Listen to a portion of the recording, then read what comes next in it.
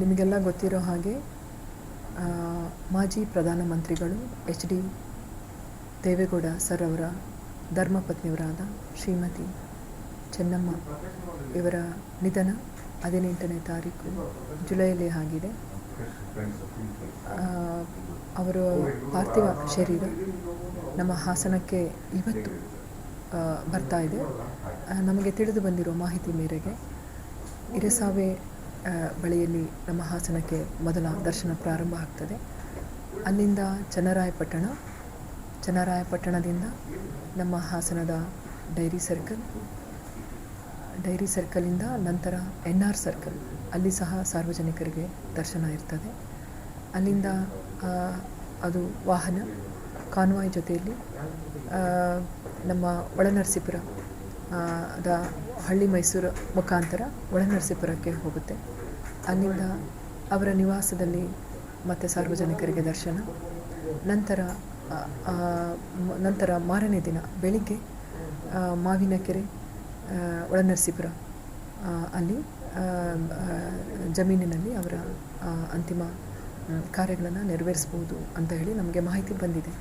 ಈಗ ನಮಗೆ ಬಂದಿರೋ ಮಾಹಿತಿ ಪ್ರಕಾರ ನಮ್ಮ ರಾಜ್ಯ ಸರ್ಕಾರ ಸಕಲ ಸರ್ಕಾರಿ ಗೌರವಗಳೊಂದಿಗೆ ಮಾನ್ಯರ ಅಂತ್ಯಕ್ರಿಯೆ ನಡೀಬೇಕು ಅಂತೇಳಿ ನಮಗೆ ಆದೇಶ ಬಂದಿದೆ. ಜಿಲ್ಲಾಡಳಿತ ಸಕಲ ಸಿದ್ಧತೆ ಮಾಡಿಕೊಂಡಿದೆ. ಪೊಲೀಸ್ ಇಲಾಖೆಯಿಂದಲೂ ಸಹ ಸಕಲ ವ್ಯವಸ್ಥೆಯನ್ನು ಮಾಡಿಕೊಂಡಿದ್ದಾರೆ. 5 SP ಅವರು ಬೇರೆ ಬೇರೆ ಜಿಲ್ಲೆಯಿಂದ ಡೆಪ್ಯೂಟ್ ಆಗಿದ್ದಾರೆ.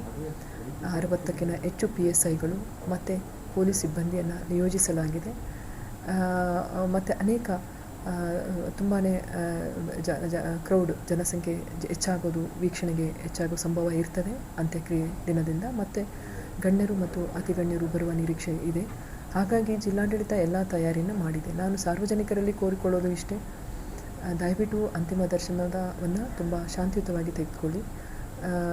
ಶಿಸ್ತುಬದ್ಧವಾಗಿ ಯಾವುದೇ ಇದಕ್ಕೆ ಅವಕಾಶ ಮಾಡಿಕೊಡದೆ ಅವರಿಗೆ ಗೌರವ ನಮನವನ್ನು ಜಿಲ್ಲಾಡಳಿತ ಸಂತಾಪ ಸೂಚಿಸುವುದರ ಮೂಲಕ ಹಾಸನ ಜಿಲ್ಲೆಯ ಅವರಿಗೆ ಗೌರವವನ್ನು ಸಲ್ಲಿಸ್ತಾ ಇದೆ. ಅಂತಿಮ ದರ್ಶನ ಮಾವಿನಕೆರೆ ರಂಗನಾಥ ಸ್ವಾಮಿ ಬೆಟ್ಟದ ತಪ್ಪಲಿನಲ್ಲಿ ಒಂದು ಖಾಸಗಿ ಜಮೀನಿನಲ್ಲಿ ನಡೀತಾ ಇದೆ. ಅವರ ಜಮೀನಿನಲ್ಲಿ ವ್ಯವಸ್ಥೆ ಈಗ ನಡೀತಾ ಇದೆ. ಈಗ ನಾವೂ ಹೊರಟಿದ್ದೇವೆ ಅಲ್ಲಿ ಸ್ಥಳ ತನಿಖೆ, ಒಂದು ಸ್ಥಳವನ್ನು ಪರಿಶೀಲನೆ ಮಾಡಿ ಎಲ್ಲ ವ್ಯವಸ್ಥೆ ಈಗ ಆಲ್ರೆಡಿ ನಮ್ಮ ಅಧಿಕಾರಿಗಳು ಅಲ್ಲಿ ಬಿಟ್ಟಿದ್ದಾರೆ. ಈ ವ್ಯವಸ್ಥೆ ಎಲ್ಲ ನಡೀತಾ ಇದೆ. ಆ್ಯಕ್ಚುಲಿ ನಮಗೆ ಅಧಿಕೃತವಾಗಿ ಇನ್ನೂ ನಮಗೆ ಅವರ TP ಟ್ರಾವೆಲ್ ಪ್ಲ್ಯಾನ್ ನಮಗೆ ಮುಟ್ಟಿಲ್ಲ. ಆದರೂ ಮುಟ್ಟುವ ನಿರೀಕ್ಷೆಯಲ್ಲಿ ನಾವು ತಯಾರಿಯನ್ನು ಮಾಡಿಕೊಂಡಿದ್ದೇವೆ. ಅದರಲ್ಲೂ ಮುಖ್ಯವಾಗಿ ಎಲಿಪ್ಯಾಡ್ ಮುಖಾಂತರ ಬರಬಹುದು ಅಂತ ನಿರೀಕ್ಷೆ ಇದೆ.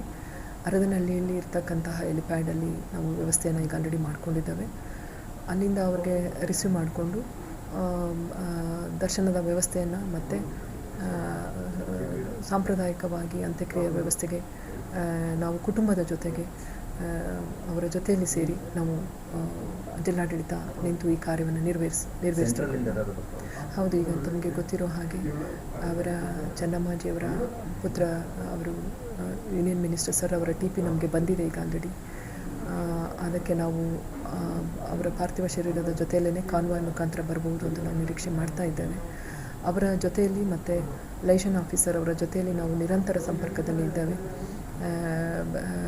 ಹಾಗಾಗಿ ಜಿಲ್ಲಾಡಳಿತ ಸಂಪೂರ್ಣ ತಯಾರಿ ನಡೆಸಿದೆ.